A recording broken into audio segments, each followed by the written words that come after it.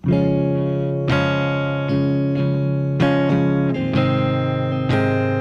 ni sa tanang mga barkada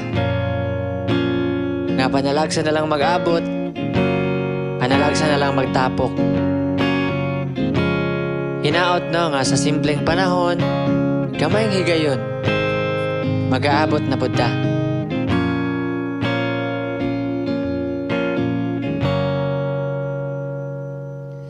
Asa na kaha ang tapok sa barkada?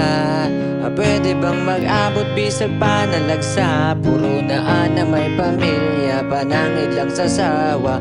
Atong isgutan ang kaagi nga sa una, mga panahong wala pa tayo